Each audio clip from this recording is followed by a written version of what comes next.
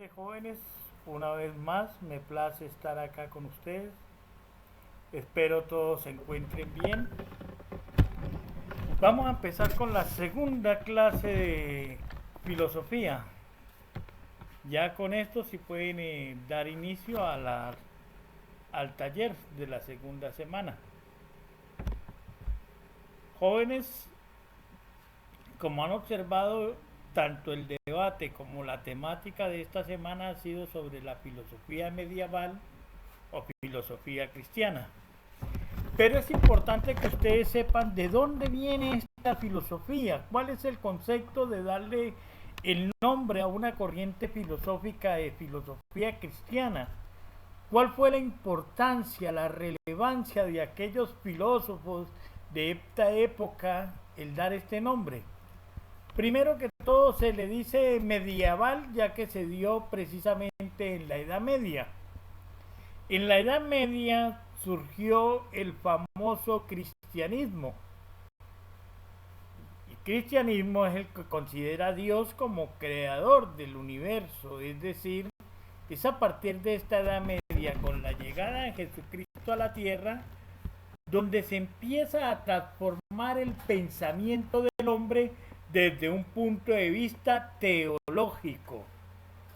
Y es precisamente en esta época medieval donde se configuran dos grandes raíces del pensamiento humano, la filosofía y la fe. Esto lo hizo el gran filósofo Santo Tomás de Aquino, uno de los máximos representantes de la iglesia en esta época.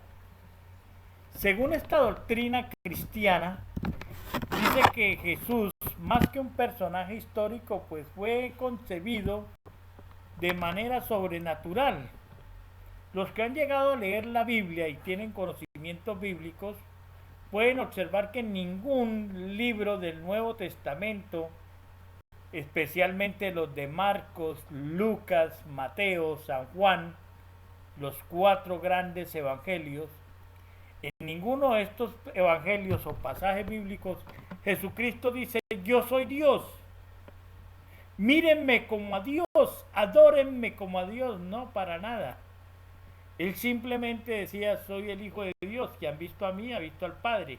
Hay una mala interpretación en esta concepción, ya que aquí es donde el ser humano, en medio de su concupiscencia, dice: Jesucristo es Dios. O sea, es el mismo hombre el que le da el título de Dios a Jesucristo. Y es a partir de acá, dentro de este contexto histórico, donde surgen dos grandes corrientes de esta filosofía medieval o filosofía cristiana. Por un lado fue la patrística y por otro lado la escolástica. Pues bien, mis estimados jóvenes, dentro de estas corrientes cada una tenía su forma de conceder lo que era la fe. Se le dice patrística a aquellos máximos representantes de la iglesia. Se dice que fueron los primeros fundadores de la iglesia, los padres de la iglesia, por así decirlo. Se le conoce a esta patrística y son los primeros fundadores de la filosofía cristiana o filosofía medieval.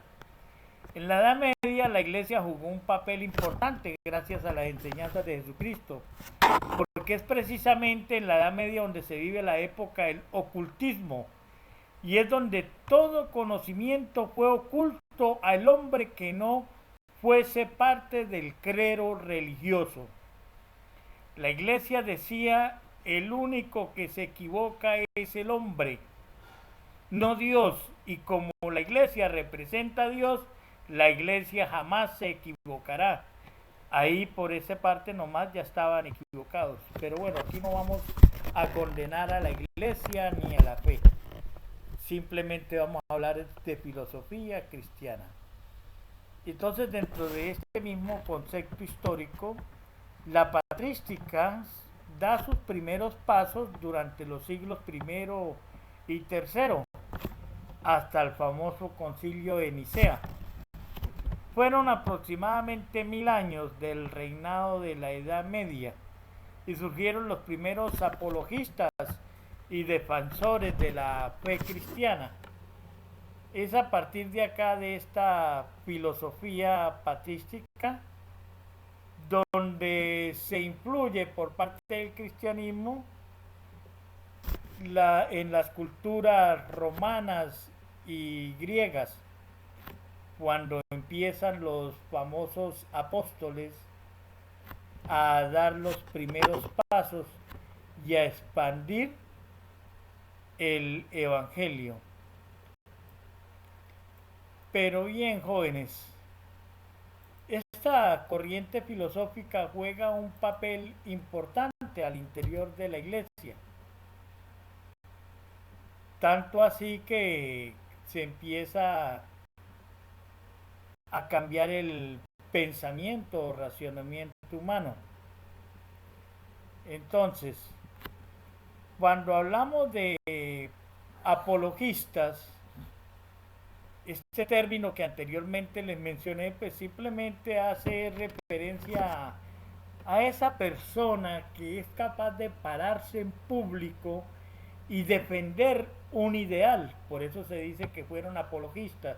Si ustedes han leído los pasajes bíblicos, han visto documentales, películas, etcétera, han observado que los primeros seguidores de Cristo fueron los que empezaron a predicar el evangelio y lo hacían en plazas públicas, y en algunas oportunidades los hacían escondidas, ya que fueron perseguidos por el Imperio Romano. Entonces, siguiendo este orden de ideas, pues vemos que la filosofía cristiana o medieval parte de la patrística. Pero poco después, ya en el siglo IX al siglo XV, ya entonces surgió la famosa filosofía escolástica.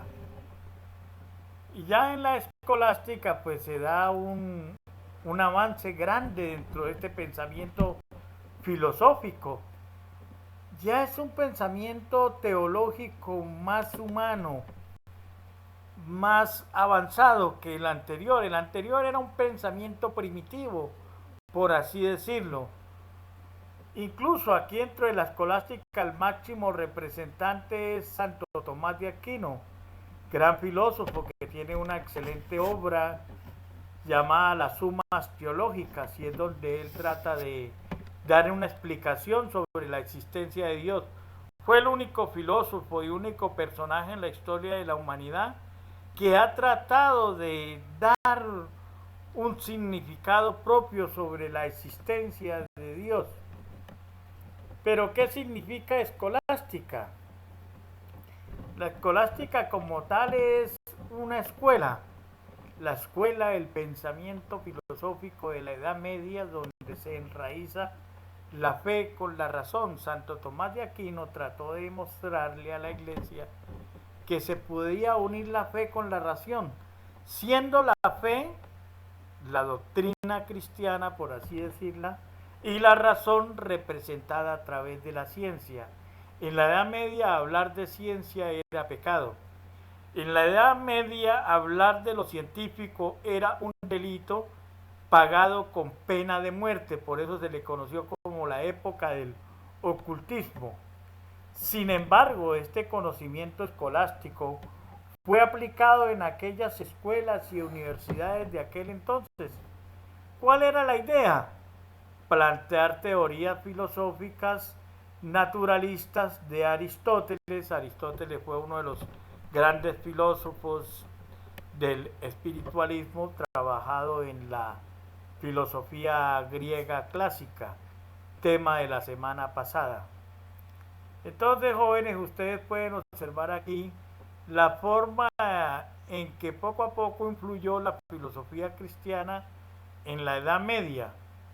Cuando les propuse el interrogante o el debate de que con sus propias palabras indicaran qué tanto influía en la actualidad la filosofía medieval o filosofía cristiana, pues la verdad es que influye mucho.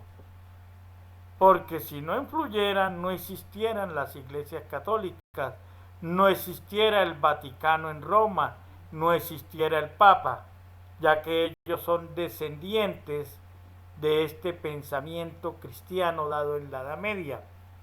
La filosofía cristiana influye porque es a través de ella que se doctrina al católico. Los sacerdotes en sus misas, en sus cultos, lo que hacen es doctrinar. La Biblia, a través de los pasajes bíblicos, lo que hacen es doctrinar. ¿Qué es doctrinar? Es enseñar, es transmitir un conocimiento. Y lo que se hace es transmitir este conocimiento dado por Jesucristo y es transmitido de generación en generación. El que quiera creer en filosofía cristiana, el que quiera creer en el cristianismo, el que quiera creer en teología, en si Dios existe o no existe, eso es problema de cada cual. La fe es un acontecimiento personal, no es colectivo. Yo no le puedo inculcar a ningún ser humano a que tenga la misma fe que yo guardo, ni puedo obligar a un ser humano que crea en lo que yo creo. A la única persona que tengo que convencer de mis cosas es a mí mismo. Bueno, jóvenes, por el día de hoy dejamos hasta ahí. Les deseo una feliz tarde. Ya pueden empezar a trabajar el taller, el segundo taller de la clase correspondiente. Si Dios nos permite, nos vemos el martes nuevamente por este medio. Y ya les diré quiénes fueron los que se salvaron de algunas actividades de este taller que sigue debido a los aportes que hicieron a través del debate. Cualquier duda, cualquier aclaración, con mucho gusto les recomiendo. Si tienen alguna duda o quieren ampliar más sus conocimientos, consultar en la internet, en la web, a través de videos. Ahí pueden ustedes apreciar todo lo relacionado con la filosofía cristiana. Un placer.